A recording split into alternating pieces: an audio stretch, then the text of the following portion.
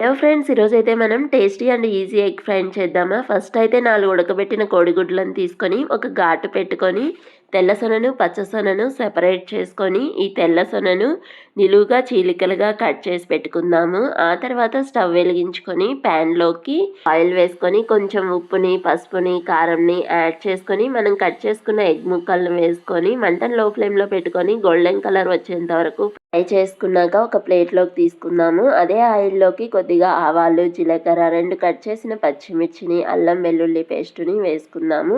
పచ్చివాసన పోయేంత వరకు ఫ్రై చేసుకున్నాక దీనికి 3 మీడియం సైజు ఉల్లిపాయల ముక్కల్ని యాడ్ చేసుకొని గోల్డెన్ కలర్ వచ్చిన తర్వాత ఉప్పుని పసుపుని అలాగే కరివేపాకుని యాడ్ చేసుకొని బాగా మిక్స్ చేసుకొని ఫ్రై చేసుకున్న ఎగ్ ముక్కల్ని కూడా యాడ్ చేసుకొని కొంచెం కారంని అలాగే ధనియాల పొడిని వేసుకొని మిక్స్ చేసుకొని 2 మినిట్స్ ఫ్రై చేసుకున్నాక పచ్చసొనను కూడా వేసుకొని మరో 5 మినిట్స్ లో ఫ్లేమ్లో పెట్టుకొని ఫ్రై చేసుకుందాము. లాస్ట్లో గరం మసాలా వేసుకొని మరో 2 మినిట్స్ ఫ్రై చేసుకుందాము. ఫైనల్లీ కొత్తిమీర చల్లుకొని సర్వ్ అవుట్ చేసుకోవడమే. చాలా ఈజీ కదా. వీడియో నచ్చితే please like share and subscribe to our channel. Bye.